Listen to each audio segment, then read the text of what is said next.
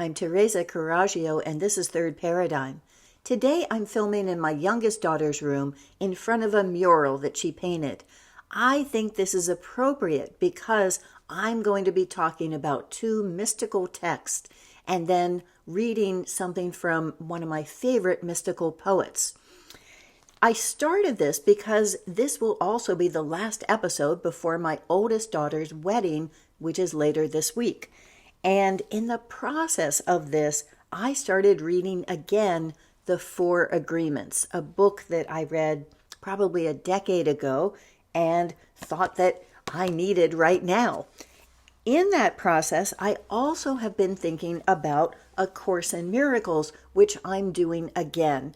I've been doing this for almost 20 years, and my middle daughter said that she was interested in doing it, so I started the course again on her birthday, and it is probably the seventh time that I've gone through it. So I'm going to look at the relationship between those two texts. And then I've been invited to read a poem at the wedding, and I chose one from John O Donahue, who is a magnificent writer. And this book is called To Bless the Space Between Us. This is a relationship that goes both personal and also into the geopolitical questions, where we are in a moment of great change. And that moment has been waiting for us for a long time. So let's look at how we're going to use it. I'm going to assume that most people I'm talking to are already somewhat familiar with both of these texts. So I want to look at my impression of the similarities and the differences between them. Let's start with the Four Agreements. This is Don Miguel Ruiz, who is giving his interpretation of the wisdom teaching of the Toltec. So it's written in a language of mysticism, where it looks at the world as being our dream and talks about society's dream, the dream of the planet, as mitote, which means illusion, and says that in India this would be called Maya, that we are all in a fog because we're seeing ourselves as safe by agreeing with this dream that we've been domesticated by. So it requires our agreement to buy into that, but by buying into that, we create our unhappiness. And it says that it looks at the role of judge and victim as two different voices that are present in each of our heads, and that the judge also ends up being the one who we judge ourselves by, and so we also become the victims of that judge. And one of the differences I should immediately point out is that the Four Agreements is 140 pages with entire blank pages and lots of white space, where A Course in Miracles is over 1,000 pages and there are no pictures. It is very, very dense. Now, A Course in Miracles is a channeled text, and so there is no voice that's interpreting. This is written as if it is being dictated directly to you. So in this, it's broken into 4 different sections, 5 including the preface. It has the text, and the text is the long, long manual of explaining things in a way that goes through things in a very systematic and comprehensive way. It uses very simple language. I've wanted to do a count of how many unique words are in it, because my guess is there's actually not that many. It doesn't really use, I'd say, contemporary language in that way. And then the workbook is what I'm doing starting again. And that's a year long, where every day has a different exercise. And that exercise is something that you may do twice during the day, or you may be doing every 20 minutes, in a just quick way. So it is a way of undoing everything that you think you know. In some level, it uses the language of Christianity because it talks about the Christ mind and the Christ consciousness. It doesn't personify that as Jesus. I think there's only a couple mentions in the very ending where it has the clarification of terms. So I've looked at the term Jesus Christ as an oxymoron because the Christ mind, as I see it, is something in which we are all part of and we're equal parts of. Whereas Jesus is looking at one person as being more beloved by God than all the rest of us put together, and by a God who demands sacrifice of the most beloved in order to forgive the rest of us. And that makes no sense to me. But the deeper language that A Course in Miracles uses, I think, is the language of psychology. It's the language of science, because every day you're conducting a different experiment. You're keeping an open mind, you're going through the steps, and then you're seeing what happens. And you're saying only your own experience can convince you of anything. You are not asked to believe whatsoever. You're just asked to question and to put it out there and go through the motions and see what happens. So they both have the same content, I believe, that they both talk about letting go of judgment, and how in this case with A Course in Miracles, it's as if you're psychoanalyzing the entire consciousness of humanity and how we got into this mitote, how we got into this guilty dream, this nightmare in which there is death and pain and suffering and loss. Why did that come about, and why are we dreaming that? Why have we inflicted that on ourselves? So it's a different language, but the content is the same. And that's what A Course in Miracles says. It says this, of course, isn't the only course, that it is written in languages that people can love. Whatever it is that speaks to you is what you should be listening to.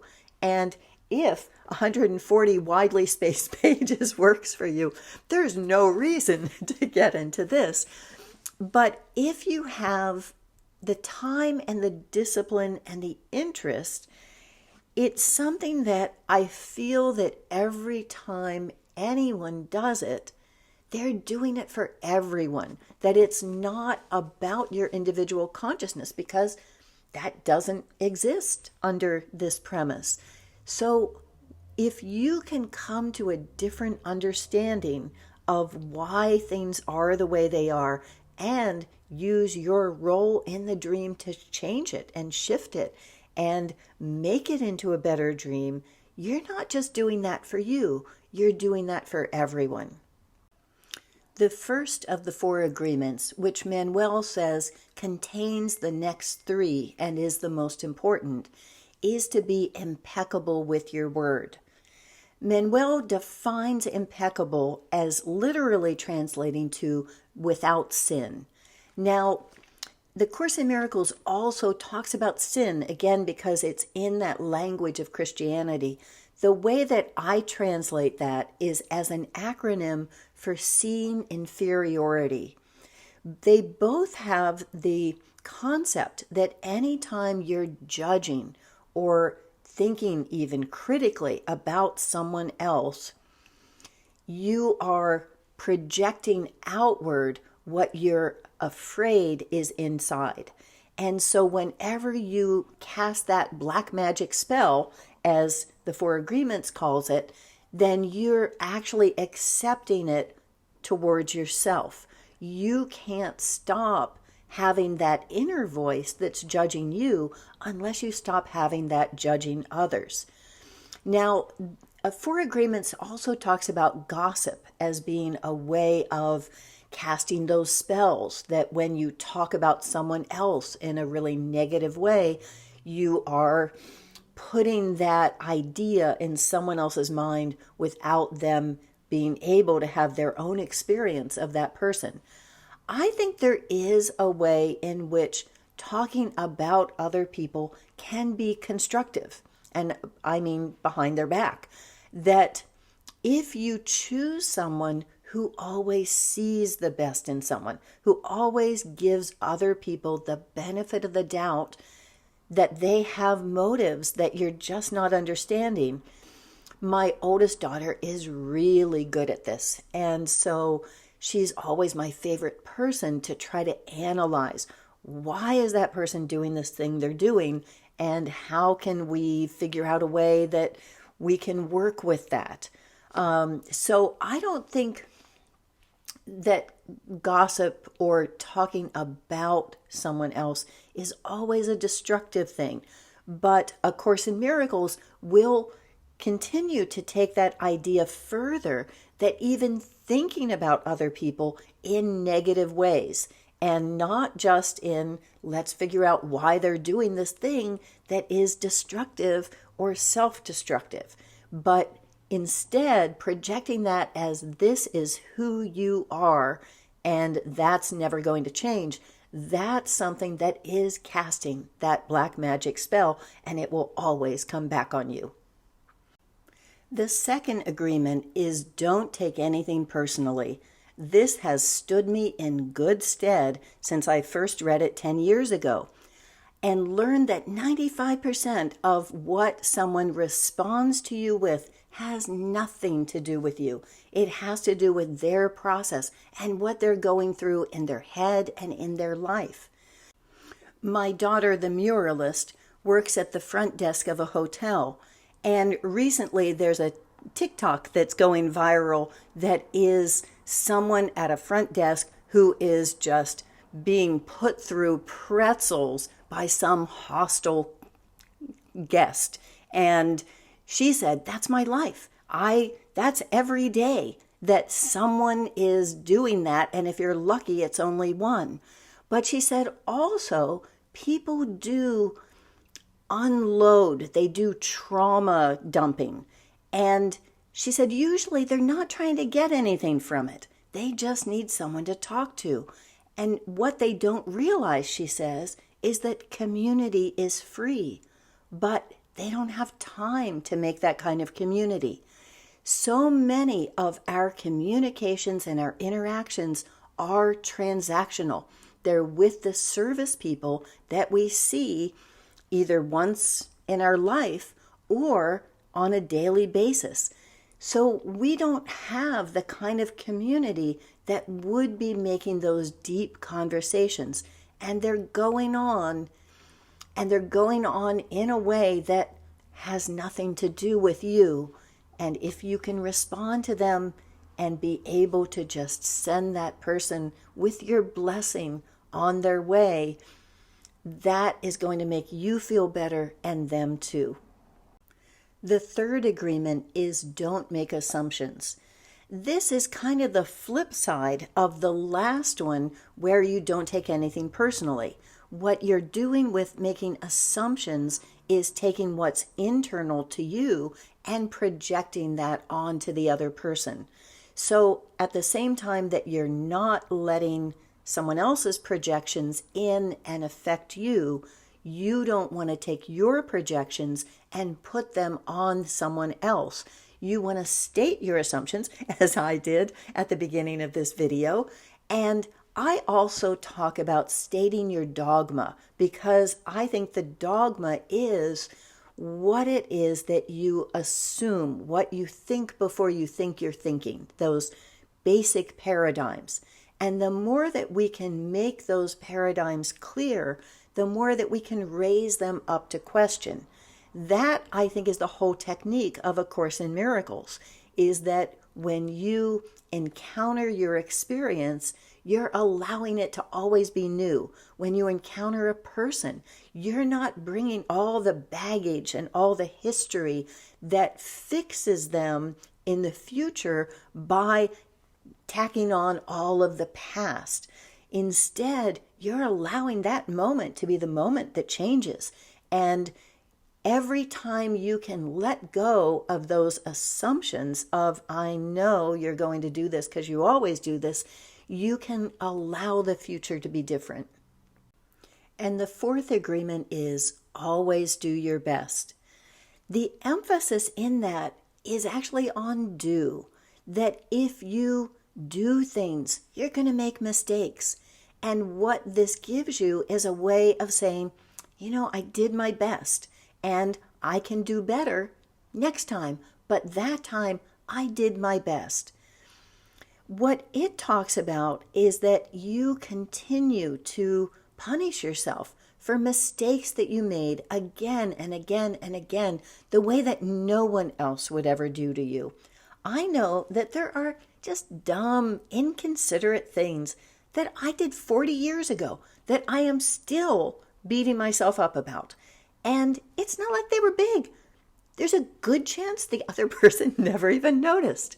But there'll be things that I just keep on going over. And having that way of forgiving yourself by saying, I did my best. It releases you from all of that continued recrimination that's really doing no one any good, especially you.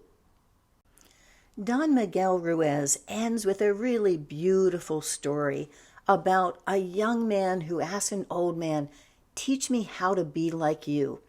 And the old man opens his chest and takes out this little splinter of fire and puts it into the chest, into the heart of the young man. And the young man realizes that he has so much love, that he loves every cell of his body, and every cell loves him back. And then it has to grow. It can't be contained. And so he loves every tree, and every tree loves him back. He loves the animals, and the animals love him back. He loves the rivers. He loves the planet. He loves the sky, the moon, the stars, and they love him back. And every human he loves, and they love him back. That's the anonymous self-affirmation that you need to remember. It's not just that you're sent out there to love. It's that somewhere there's a splinter of sanity in everyone's heart that recognizes you and that loves you. And so every time you go out into your day, just remind yourself, I love you and you love me back. I want to end by talking about the wedding. In my last episode, When Mothers Ran the World, I talk about feminine power and how it's different from masculine power.